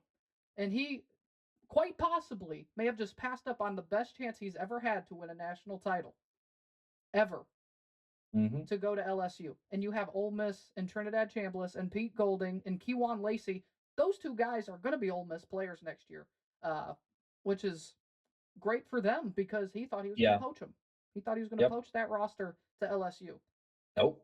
And They're Ole, probably pissed at him. I wouldn't want to go. Ole Miss right now, There's no like I'd be pissed at my head coach if he left when we were in the playoffs. No, I wouldn't want to go play for him. Ole Miss is smiling ear to ear right now, just kind of laughing at Lane Kiffin. Honestly, they're enjoying this, and it's a Yeah. school that's never really ever been there like this before. They've had talent, they've had individual pieces, they haven't had a full team before like this, and them going on a run right now, it's great down there for people in Oxford. And in Yeah. Miami, as we already said, you have the fact that you had the Notre Dame versus Miami argument.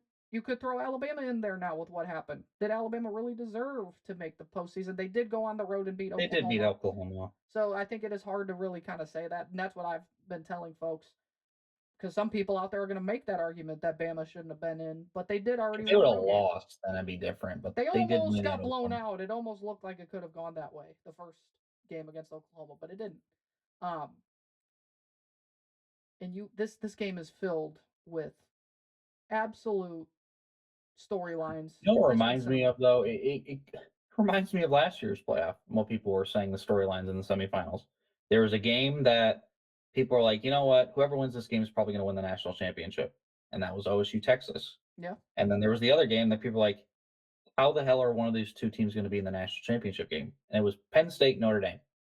It's kind of the same storyline this year with Indiana, Oregon. One of these teams is probably going to win the national championship, and the other game being Ole Miss, Miami, being like, how the hell are either of these teams going to make it Yeah. and going to have their logo in the national championship game? Um, I think it's cool. Um, I like I said, if I had to put money on it, yes, I do think the winner of Indiana Oregon whatever is going to beat whoever wins the Miami Ole Miss game. But I will say something that like this is an unpredictable playoffs. We kind of thought a lot of things, and a lot of things didn't happen. We all Yep. thought Indiana. The one thing that's true is Indiana is is just terrorizing teams, and Kurt Signetti is a psychopath. Um, but with the other storylines, like OSU, everyone thought was a surefire to at least make the semifinals, possibly make the national championship. They looked bad and they lost in the quarterfinals. Same thing with Georgia and that defense that everyone was talking about, Georgia's elite defense. They looked terrible against Ole Miss. and Ole Miss went in there and proved everyone Yeah. wrong. And And you know, here's the thing, Spence. The teams with the buys, it's still kind of transitioned one over and this year. seven, 1-7. Indiana being the lone difference. And I think Indiana kind of shut it up a little bit Yeah, because it's like, look what we just did against your beloved Crimson Tide.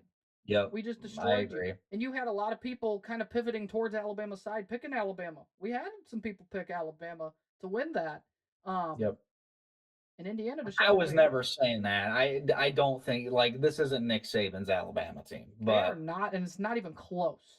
It is no, not close. nope.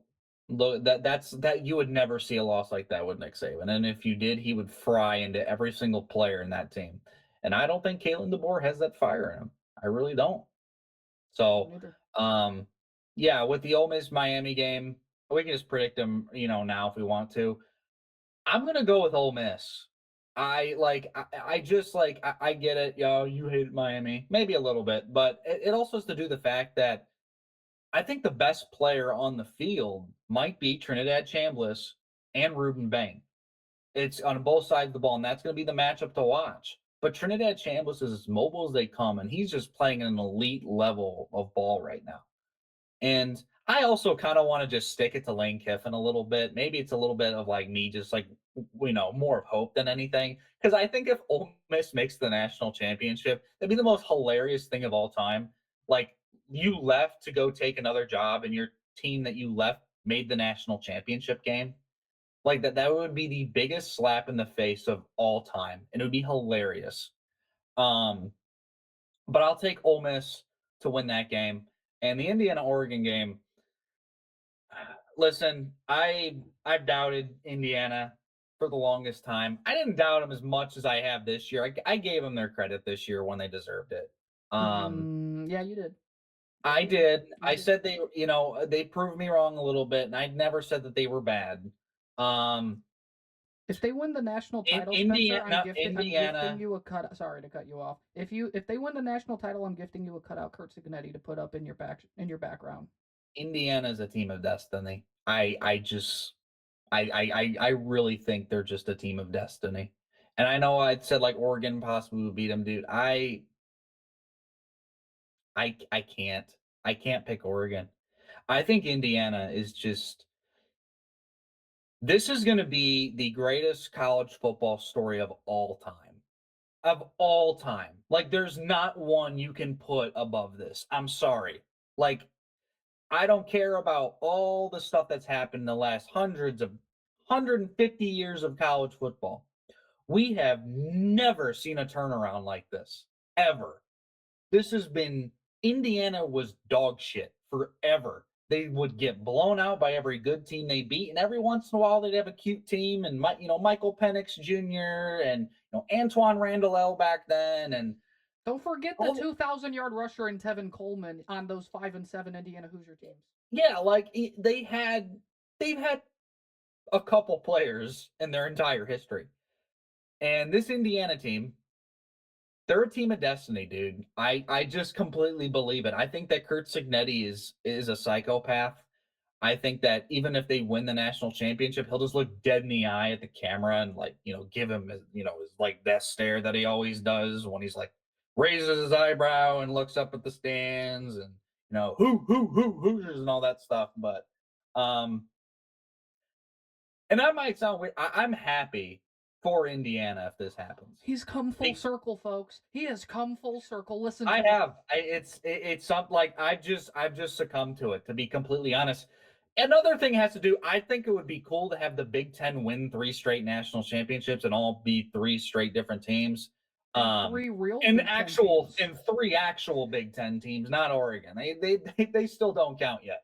But no, like people don't realize Indiana for a majority of my life, majority of everybody's life, even Indiana fans, like they were Everyone's life, nothing. even ones that don't exist anymore. They Like, were dude, bad. and you know what sucks so much is I know that it was, he had to retire, dude. Seeing Lee Corso during this whole thing would have been awesome. Like seeing Yes. like his whole thing because he was the head coach. Like he was big into Indiana football He was the and head all coach this the stuff. last time they won a bowl game, the 1991 Copper Bowl. That was the last bowl game they Nobody won. knows what that is now. Exactly. Yeah. That's the last bowl game they won. The Dude, 1991 that's Cotton Bowl. unbelievable to think about. Like, they won the Rose Bowl. They killed Alabama. Their Indiana fans are everywhere, and some of them are probably bandwagons. But there wasn't that many Don't Indiana you want to fans be a back. bandwagon Indiana fan right now? It's great. It's a great. I'm time to not. be a No, Hoosier. I'm not like openly. I will be happy for them if they win. I'm not going like Deep down, you're secretly rooting for them now because at the end of the you day, have fully I switched think to it's Kurt Signetti. cool. I think it's cool to have a story like this to where everyone, including myself, has doubted you from the get-go, Rudy doesn't and have you are shit on proving this, everybody okay? wrong. Huh? I said Rudy doesn't have shit on this. No, and like it's Indiana's going to be the class of the Big Ten, and that's something that nobody would ever think is even possible or even fathom in a couple years ago. But like they're attacking the transfer portal. They got Mark Cuban funding everything. You got Indiana, you got Ohio State and Michigan, fondling with their, private parts in terms of the transfer portal. They're not doing shit. They're not going after these big names and going after and getting better in the trenches. They've, made solid additions, but nothing crazy. Indiana's like, here you go. Here's money. Do all this. Come to Indiana for 1 year. Win everything, and everything's great. And like, and that's the new age of college football. If you have a billionaire donor who will just throw at you money, you can win like that. Like Indiana's not going to recruit a ton. They still aren't, which is the crazy thing. They don't have a great recruiting class coming in, but they are attacking the transfer portal, and I think that's going to be the new age of college football. Is you're going to see less teams try in the recruiting trail. You're going to be like, yeah, we'll get some guys like 10, 12, 15 recruits, but like the days of getting 25 and all those 5 stars, those are done. You're going to attack the transfer portal and go get guys who are proven. You're going to go get guys who want money. And especially if you got Cuban's money, if you got daddy's money to give you everything, who cares? Well, I will also say this about Indiana and their transfer portal, since we're on that topic. They also get guys that make sense for them. Yes, I'll tell you this. Fernando Mendoza and this Indiana's team, they're the #1 RPO offense in the entire country. They run the most run pass option plays out of anybody. You know who runs the second most? The TCU Horned Frogs and Josh Hoover. That furry. And there's a reason why he's going to win a national championship next year. Indiana went and just got Josh Hoover in the transfer portal. So saw that and I laughed so hard because I'm like, you got to be kidding me. I've warned you about Josh Hoover. I'm just saying, and now he's there. But he's a psychopath, and they're retaining both their coordinators. Indiana is. Now I do think that Nick Marsh, the Michigan State receiver, Ohio State fans wanted, he's going to Indiana. You have a bunch of edge rushers going in there to Indiana, replacing their guys. They get it done, and they keep on winning. I'm gonna do my pieces. They're getting weapons, and they're getting better. Yes. And you look at Ohio State, and Ohio State is losing all these guys. They're losing all their recruits. They're losing their guys, and they're going to the transfer portal and getting, solid guys. I think that the McQueen guy, however the hell you say his last name, from UTSA, I think he can be solid. And they got the linebacker from Wisconsin who's pretty good. I think he'll be good. But Indiana's out. But Ohio State, Indiana has one thing Ohio State doesn't have. Ohio State doesn't have like a billionaire. They don't have a billionaire donor. It was Les Wexner, but he's caught up in the Epstein files. I don't think that they're going to be getting any money from him for a long time. And I truly believe that this is just the new age, that you can turn a program around like this if you have billionaire donors or even millionaire donors. Just rich people. Have rich people who are alumni, and you can turn any program around. And that is a microcosm of college football, and it shows that anything can happen. Indiana was awful for everybody's life. They were terrible. Now, they might be the class of college football. Bloomington, Indiana, Memorial Stadium, a decent stadium. I've seen it, but it's nothing crazy.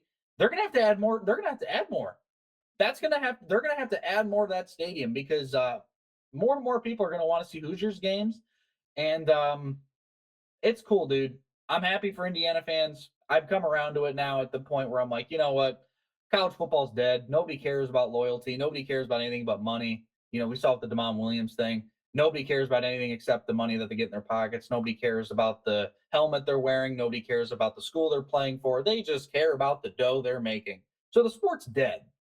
College football is dead in terms of that aspect because it used to be you knew the players. You knew your players for 4 years or 3 years were going to stay and they're going to develop and all this stuff. Now you got a new quarterback every year. You got a new running back every year, new wide receiver every year. You got new players every single year. Nobody has loyalty and nobody cares about anything but the money that they get. And it's sad. But that's what happens when you get the transfer portal. That's what happens when you don't have a salary cap for teams. And that's why we need a new system put in place. Somebody needs to step in and fix this because it's ridiculous. Like They just I need stipulation. understand. The problem is there's no regulation around it. Like it's cool to No, there's have, but nothing. there's You should have. I think regulations. there should be a cap. You shouldn't be able to just have Mark Cuban drop bands Well, upon bands I will upon say bands this. and just go buy players. I will say this. There technically is a cap because there really is. The market kind of dictates the cap. The problem is some of these schools, they go and get like 20 to 30 guys, so they're just throwing it out there to a bunch of guys just to They're stack just up on the burning roster. money. Yeah. There you go. There you go. Well, they're And how burning do you? money, and there's not even a lot of investment back, They're with some not of these guys because getting they'll be there for a anything year. back. Yeah. They're not getting. You think Mark Cuban's getting any money from this? No.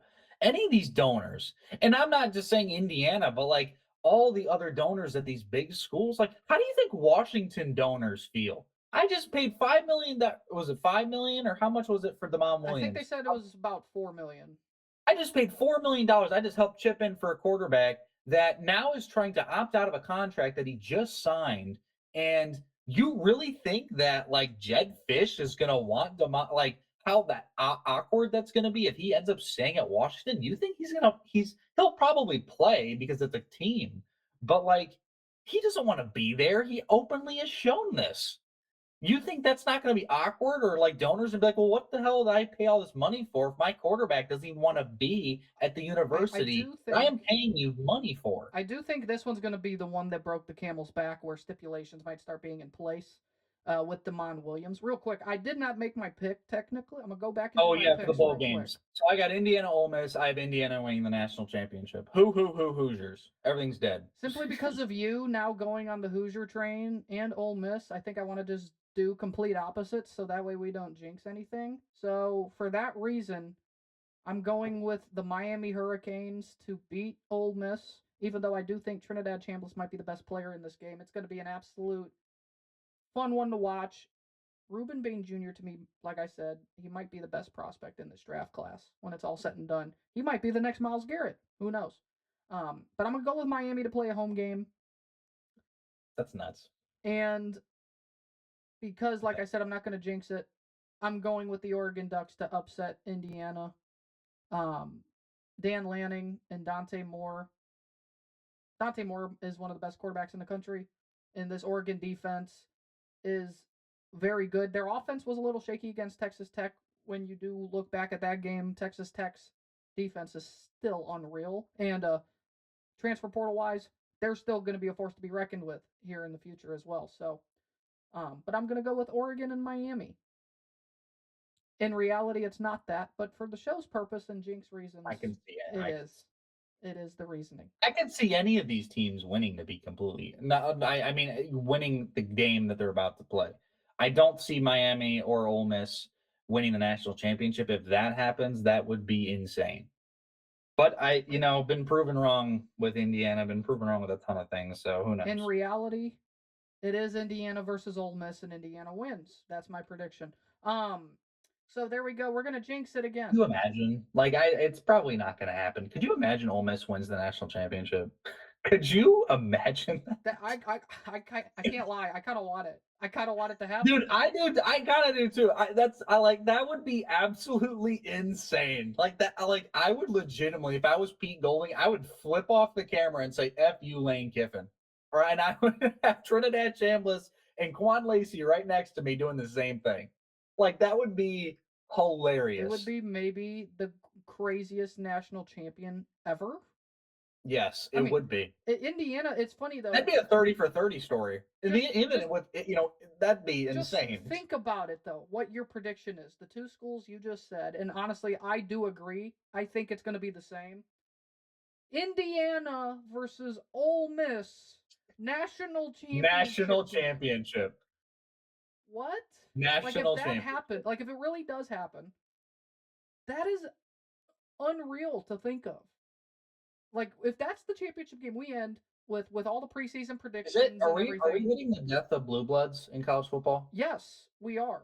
I think because I think we're on that track.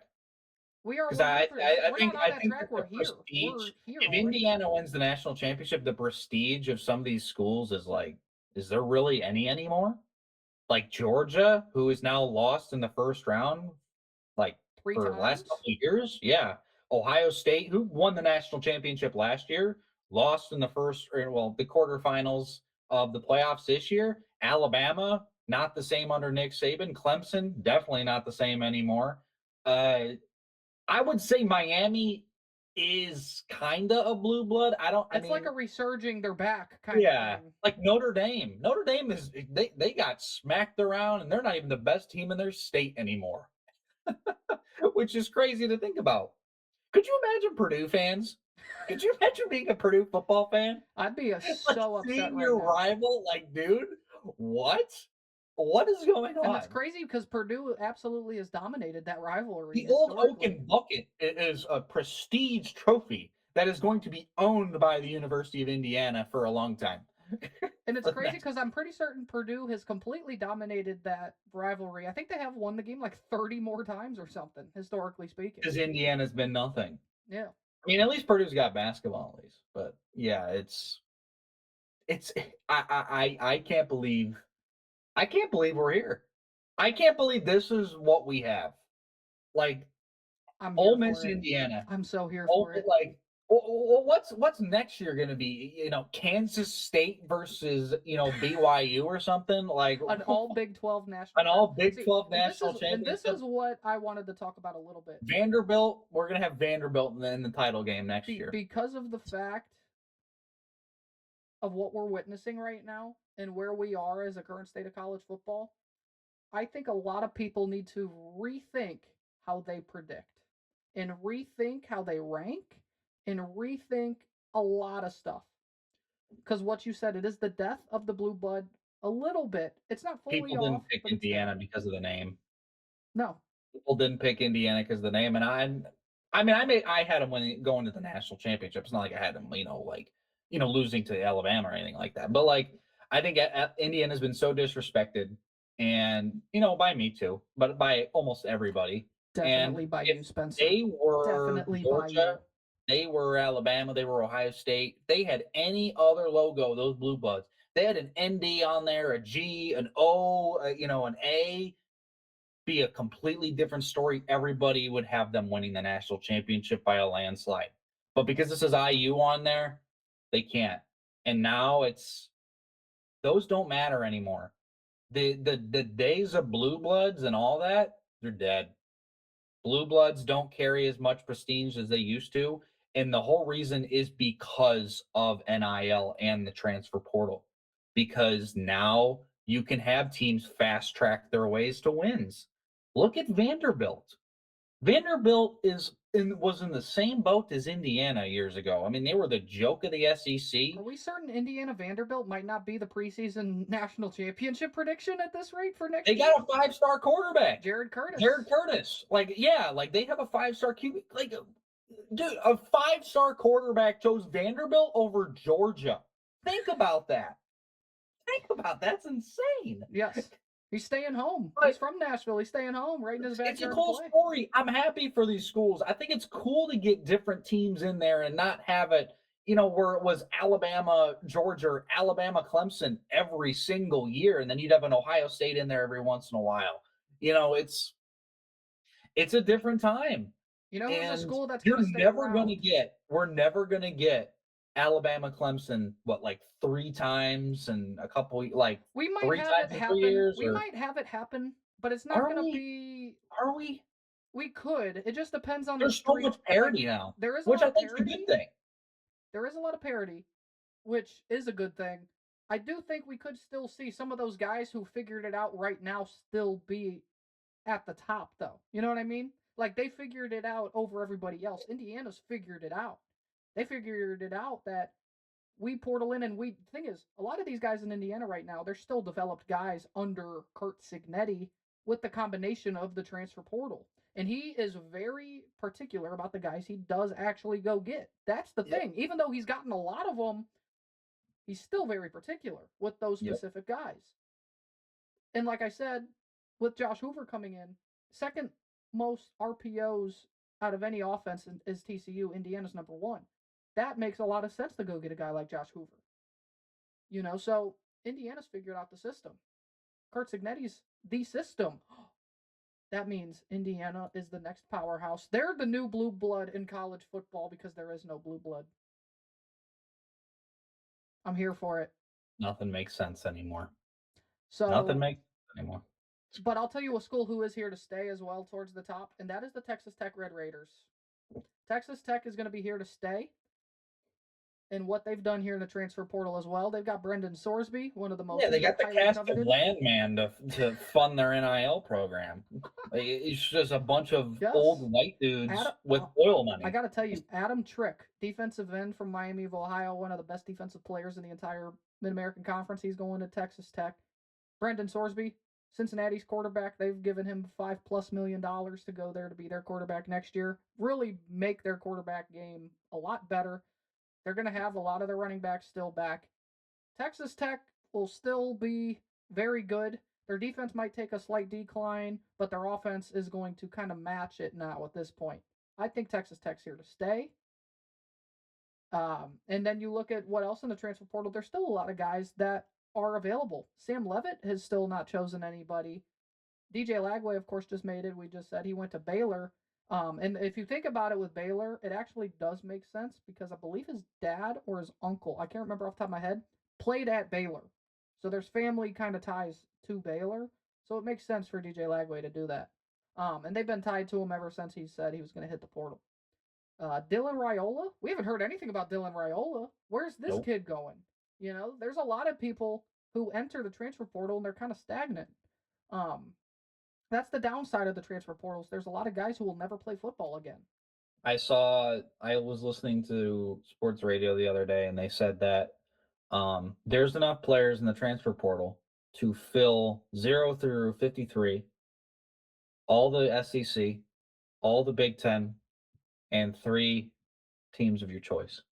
So all the SEC teams, all the Big Ten teams, and 3 more teams. That's how many guys there are in the transfer portal currently. Yes. That's insane. Yep. That's insane. I'm pretty certain right now it's over 4,000 kids. And if you probably include the smaller divisions and everything. Yeah, and then you got guys that it's like, are they even like, you have like TJ Finley who went to like 5 different schools. It's like you're not even getting a degree anymore. You got actually he's on his 6th school and he's going to be on his 7th because he did transfer to Tulane and then went to Georgia State. But before then it was LSU, Auburn, Western Kentucky, Texas State. Like, you're done. Get a degree. Like these guys aren't getting degrees. You got Malachi Nelson, who's transferring again. This is going to be his 4th school. See, that's the thing. I'm pretty sure. No one talks about the transfer portal like this because some of these credits don't even transfer to these schools either. No, school don't mean nothing to these players anymore until it has to. I mean, but at the same time, you got guys transferring like 5 times. Like, it's ridiculous. Jaden Rashada, who everyone remembers he was committed to Florida, requested out of his letter of intent because his NIL package didn't come yet or something. So he went to Arizona State, then transferred to Georgia just to be there for some reason. And then he transferred again to Sacramento State. He's now back in the transfer portal. Like, they just keep hopping around, and it is sad. There needs to be a stipulation where you get a one-time free transfer. And that's it. Plus, I will say this: I think there should be a reason to transfer if your coach leaves. I think you should be allowed that. After 2 times of transferring, no, you're done. And if you want to transfer, you're sitting out a year. We think it's bad in college football. We need that. We don't even talk any other sports on this show. But what it's doing to college basketball might be even worse, bro. Yeah, but we can talk about that another time with the NBA players going into college basketball. Yes, That's ridiculous. that's a whole different ball game over there. But what's so far out of all the portal moves? I don't know how up to date you are. What's the one that you look at and you're like, that's the best one you've seen so far? Um, I mean it's a couple. I really like what Indiana did. We were just talking about them. I like that they added guys that made sense. They added two positions to where they are losing people. They added a quarterback. They're losing, Mendoza. Although his brother, like, is his brother ever going to get a shot at the same time? Get Heisman Mendoza 2.0. They're losing their running back in was it Hemby? What's his Roman Hemby. Roman Hemby? Yeah. Um, they're losing a wide receiver in Elijah Surratt, and they're going to get Nick Marsh. Edge rushers, they're losing some of their guys on that D line. They're adding guys there. It's like I just like what Indiana's doing. Like that's exactly what I would be doing. Like, go get guys. Like, what's the holdup? Why are we nickel and diming, especially when I know I'm gonna make my return back in ticket sales and all this stuff? Like, I'm gonna be getting my money back because people are gonna want to come see my players play and come see my team. So Right. I don't have like one specifically per se. But I really like that. I really like what Indiana's been doing. I think my favorite move, it's actually two of them that stick out for me. One is actually a school retaining their guy and him not actually entering the transfer portal, and the other is uh, Nick Marsh to Indiana. That's my personal favorite one because he's, to me, an absolute superstar wide receiver in the making. And him going to Indiana is a massive, massive win for the Hoosiers to replace Surratt. I think they have Omar Cooper another year? I'm not fully certain if they do. I Um, don't know. but if they do, having him with Nick Marsh would be a great thing for that offense. My other favorite move, I don't know if you know, Jaden Baugh, Florida running back. He would have easily been the best running back to hit the transfer portal this year. And with John Summerall coming down to Florida, they had some turnover with their guys. They lost some weapons. They were able to retain a few of their guys. Jaden Ball was easily going to be the best running back to hit the portal. He's staying at Florida. He's one of the best backs in the SEC. And them keeping Jaden Ball is a massive win for the Florida Gators. They were worried. Everybody down there was worried that he was going to be hitting the portal, and if he did, he was going to go to a massive school. He was going to go to like a big school and would have done great. Keeping him at Florida is a big win for the Florida Gators. Another good one. I do want to talk about Devin McEwen because we are Ohio State fans. This is the Paris Campbell / Curtis Samuel wide receiver Ohio State has not had since those guys. And that's what you're going to get out of Devin McEwen. Turn on that UTSA tape. He is a sneaky good wide receiver, and a lot of people were like, "Who are they getting?" It's because they don't watch ball. This dude is a serious ball player. He's going to be a great wide receiver 3, wide receiver 4 for the Ohio State No, Buckeyes. he's He's going to touch. fast. He is very fast. He is going to touch the ball. I'm pretty certain his 100-meter dash was like 10.28 or something like that in high school. So this dude is lightning quick, and you're going to get that gadget receiver Ohio State hasn't had. So I feel like Ohio State, you might see a lot more motion. You might see more jet sweeps, stuff like that to get this guy involved in the offense. I think that's what Ohio State's going to get out of him. A little bit of breaking news. It's not like super, super insane, but Damon Williams' agent is getting rid of him. Or is he's no longer representing Damon Williams. His agent and Doug or Wasserman. Doug Hendrickson out of Wasserman football. Yeah. Yep. Yeah, he's no longer effective immediately due to philosophical differences, is what he said. So Well, that he no whole longer has an agent. that I'm not going to lie. This keeps getting more drama filled by the hour with Damon Williams and that whole situation up in Washington. Regardless, he is Oh, one of the best quarterbacks in he college is. football. Yeah, he's really good. Um, it will be very intriguing to see what happens with him. If he ends up back at Washington, if he transfers, it's just getting even more dicey. I don't know what to expect. But we will have more information the next time we talk to you about Damon Williams. We're going to wrap up this show here. It's been an action-packed one. We've been gone for the last 2 weeks. Had to enjoy vacation, but we're back. We're going to keep on pushing out content every single Friday night here at 6 p.m. Should also follow us on our TikTok page every Monday night. We go live at 11 o'clock. As well, Spencer, any final words? It's basketball season and hockey season. The season never ends when it's football season. Number one team in the East, right there. See, Spence, we didn't talk about this though. We're not going to talk and go into depth. It's good for both of us to be at the same place yet again. Our football teams not in the postseason. We are both officially in mock draft season, folks. That's where we're at.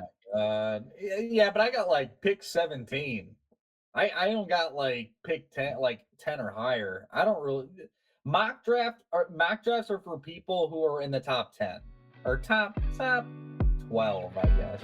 After that, it's like, well, we were just barely bad enough to miss the playoffs, but we were good enough to not have a top draft pick. Yeah. Go get Mike McDaniels, an offensive coordinator, for the Lions. I don't know, man. All right. We'll see you guys next week.